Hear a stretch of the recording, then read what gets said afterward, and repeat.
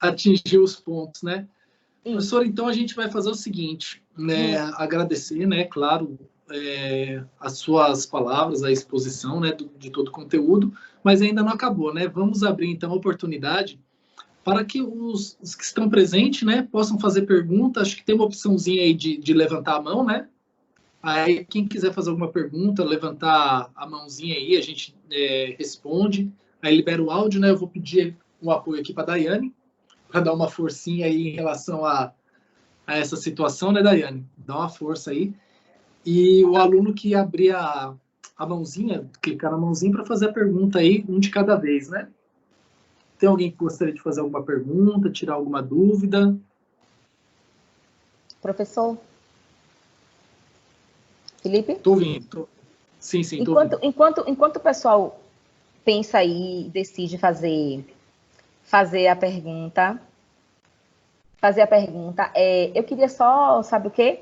Para a gente fechar, assim, o nosso negocinho, assim, ficar bem redondinho o nosso projeto, a gente só citar algumas jurisprudências que a gente considerou, perfeito. Né, que a gente considerou que são relevantes. Eu acho que o pessoal vai gostar, né? Então, assim, ó, com relação à jurisprudência, tem muita coisa, né, gente?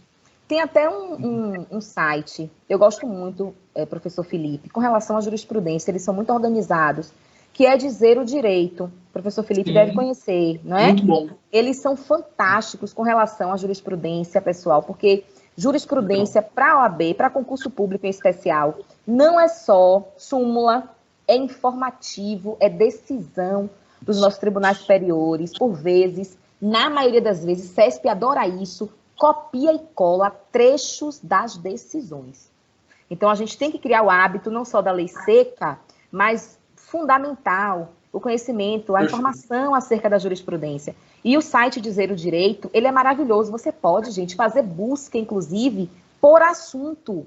Você coloca lá o assunto que você está estudando e coloca lá a jurisprudência e a gente vai ficar sabendo tudo que está sendo decidido e que já foi decidido a respeito daquele tema. Muito bom, muito bom. Inclusive, foi assim que eu cheguei a essa seleção de jurisprudências relevantes acerca do crime de roubo. Uma primeira que eu quero chamar a atenção de vocês, enquanto o pessoal elabora as perguntas, é com relação, Felipe, ao emprego de arma de brinquedo. Né? Isso foi tão discutido no passado e está assente no STJ, inclusive é súmula, né, no STJ. Antiga, né? Tinha uma súmula antiga. 174, né? Essa súmula foi cancelada porque ela dizia que no crime de roubo, a intimidação com arma de brinquedo autorizava o aumento da pena. Então, ela foi cancelada e o que se entende hoje é que essa violência, essa ameaça, ela é exercida com emprego de arma de brinquedo, não incide o aumento de pena. Faz configurar o crime de roubo, porque a depender, né, de como seja essa arma de brinquedo, ela tem o condão, ela está apta a provocar ou uma lesão, né, ou a grave ameaça, a pessoa realmente se sentir ameaçada, mas ela não tem o condão de aumentar a pena. Então, não incide o aumento de pena se o indivíduo utilizou a arma de brinquedo. Eu achei interessante, porque isso foi tão discutido e essa súmula está canceladíssima, né? Outra coisa que eu achei interessante trazer para o pessoal, isso inclusive foi objeto das minhas avaliações oficiais esse semestre com os meninos. Naquele caso que a gente tem a subtração, Felipe, de um único patrimônio, mas nós temos, por exemplo, a morte de 2 vítimas. O que é que os tribunais superiores têm entendido, né? De que você não tem como considerar aqui que há um crime único. Não existe crime único. Aqui nós temos um concurso formal, né? Impróprio, porque aqui nós temos não só uma conduta, aqui a gente tem uma conduta, né? Mas com desígnios autônomos, né? Com 2 resultados. Isso. Então, eu achei interessante. Então, se a gente tem um patrimônio e morte de 2 vítimas, aqui nós temos concurso formal impróprio no latrocínio. Eu acho também essa jurisprudência muito boa. Uma outra coisa também, que eu vi que também está aí no seu material, é a questão da necessidade ou não da arma utilizada ser apreendida e periciada, para que incida a majorante que você falou do 157, parágrafo 2º-A. E a gente já sabe que não é necessário, né? Basta apenas que o indivíduo consiga provar, né, por outros meios, de que aquele agente fez o uso da arma. Não é isso? Exatamente. O que acontece, professora, bem lembrada essas súmulas, por quê? Essas súmulas, essas decisões jurisprudenciais, porque da arma, principalmente, foi até bom ter lembrado que na prática acaba acontecendo uma situação inusitada. Veja só.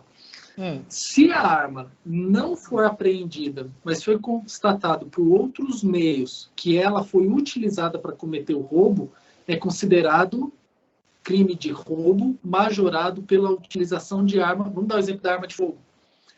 Vamos supor. Aí muita gente pergunta para mim, professora, se isso é justo ou não. Eu fico imaginando o seguinte. Vamos imaginar São Paulo? Todo mundo já ouviu falar de São Paulo. São Paulo tem um rio muito grande que atravessa boa parte da cidade, chamado Rio Tietê. Né? Imagine só, um criminoso acabou de cometer um crime de roubo, saiu correndo e passou uma daquelas pontes que atravessam o Rio Tietê, são inúmeras, né? Aí o indivíduo está fugindo da polícia, a polícia correndo atrás, ele pega e joga a arma no Rio Tietê. Pô, quem que vai buscar essa arma lá no Rio Tietê? Só se ela boiar, né? Se tivesse jeito de boiar, mas ela não vai boiar. Isso. Aí fica difícil, não fica? Né? Muito difícil alguém buscar essa arma lá dentro. Aí, se não fosse permitido utilizar a jurisprudência, não entendesse dessa forma, acabaria acontecendo muitos roubos com a utilização de arma de fogo e acabariam os indivíduos não sendo punidos porque essa arma não seria periciada e não seria apreendida, né?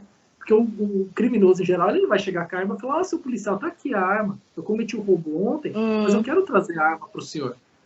Isso é raro, não vai acontecer.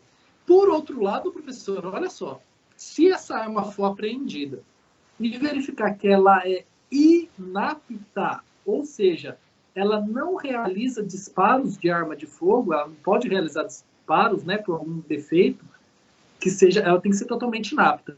Aí é considerado roubo simples. Ela não vai ser considerada como causa de aumento de pena. Interessante, né? Se ela for apreendida e considerada inapta, roubo simples. Se ela não for apreendida, mas tiver outros elementos que provem que foi utilizada a arma de fogo, roubo majorado. Eu acho o direito é impressionante nesse ponto, né? A gente acaba dependendo de uma interpretação, a qual, na minha humilde opinião, é a mais lógica. Eu estou do lado dos tribunais nesse ponto aí. Eles foram bem técnicos e de acordo com a realidade do que pode acontecer. E mais um ponto também, professora, é a utilização da arma, né? A arma, ela não precisa exatamente ela ser empregada. O indivíduo tirar a arma e apontar para a cabeça de alguém ou disparar na direção de outra pessoa, não precisa de nada disso. Basta o porte ostensivo. Se ele colocou a arma, que não vai dar para mostrar, estou sentado, colocou embaixo da camiseta, da camisa, seja o que for, e está mostrando que ele está armado ali e está pedindo o patrimônio de alguém, é o suficiente para ser considerado a utilização da arma e ser considerado o roubo majorado. Ele não precisa tirar a arma e apontar para ninguém. Basta que ele porte a arma de forma ostensiva, né? E eu acho que não veio nenhuma pergunta, né, professor? Então, vamos aproveitar para falar mais um ponto aqui, né? A situação sim. Pode Felipe. Sabe o quê? Da arma desmuniciada. Porque você falou da arma, né, inapta, totalmente inapta para fazer disparos. E com relação à arma porque ela pode ser apta, mas está desmuniciada. Sim. Professora, eu vou te falar uma coisa. Tem julgados do STJ nos dois sentidos. É bem dividido, tem julgado recente. Aí, professora, né? É uma questão que seria até maliciosa, né? Da gente cobrar, teria que pedir os dois posicionamentos, né? Mas de forma simples, né? Eu posso até olhar aqui os julgados, porque eu estava até... Aqui, ó, pronto, está até aqui na minha tela. Aqui, ó, julgados recentes aqui, pronto. Vou até mencionar aqui. Arma desmuniciada, né? Ainda que a arma não tivesse sido apreendida, conforme a jurisprudência dessa Suprema Corte, seu emprego pode ser comprovado pela prova indireta, sendo irrelevante o fato de estar desmuniciada para a configuração da majorante, ou seja, permite que seja considerada a majorante, mesmo que ela esteja desmuniciada. Quem é que decidiu nesse sentido? O STF, no RHC 115.077 de Minas Gerais, julgado pelo Gilmar Mendes. Olha só, Gilmar Mendes aqui foi mão pesada, né? O Gilmar Mendes é o Gilmar Mendes, no ano de 2013. Mão pesada. Para quem não sabe, Gilmar Mendes já deu muita decisão mão pesada, viu? No passado. Inclusive na época do Mensalão, teve uma... Foi bem firme, né? E, no mesmo sentido, foi o STJ-RESC, né?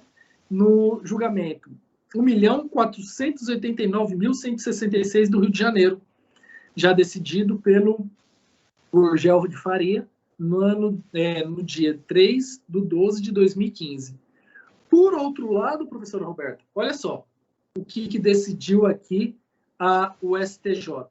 Nos termos da jurisprudência desta corte, referente ao STJ, o emprego de arma de fogo desmuniciada como forma de intimidar a vítima do delito de roubo, mau grado, caracteriza a grave ameaça configuradora do crime de roubo, não justifica o reconhecimento da majorante. Artigo 157, parágrafo 2º, inciso 1º. Ante a ausência de potencialidade ofensiva do artefato. Ou seja, são decisões no sentido oposto das que eu mencionei agora. STJ, HC 247-708, relator ministro Ribeiro Dantas, data 19/4/2018, olha só, recente, né, para nós aqui do direito, recente, 19/4/2018, né, bem recente. E tem uma um pouquinho mais antiga aqui do ministro Og Fernandes, HC 261090 de São Paulo, julgado em 13/8/2013. Ou seja, professora, se você perguntar para mim como que está a situação atualmente, e se procurarmos, né, nas jurisprudências e tal, é bem uma questão muito dividida. Aí se você me pergunta, qual que é a pergunta? O que eu acho? Né? Eu, saindo de cima do muro, né? Tem horas que a gente fica em cima do muro, tem horas que tem que dar nossa opinião jurídica, né? Em relação a alguns pontos. Eu entendo que deve ser considerada causa de aumento de pena. Por quê? Vou falar por 2 motivos. A munição ela pode ser colocada rapidamente, né, na arma. Quem está com uma arma de fogo, infere-se que ela tem habilidade para manusear aquela arma. Pelo menos é a regra. Ela está com a arma de fogo. Então ela pode colocar munição ou pode tirar munição. E poderia ser abordado pela polícia e ver que não tem jeito de tirar as munições e falar, ela estava desmuniciada. Então não tem causa de aumento de pena. Pô, não dá. Verdade. Ou ele pegar a munição e jogar fora, jogar no Rio Tietê, jogar no mar, jogar em qualquer lugar, sei lá, enterrar, pisar em cima de uma forma bem, né? Imagine. Forte. Então, na prática, Felipe, a arma tanto municiada ou desmuniciada... Assim, Felipe, oi. Deixa eu me livrar aqui dessa causa de aumento de pena. Isso, né? Porque às vezes pode ser orientado, né, por, sei lá, por algum defensor, ou assistir alguma aula de direito penal,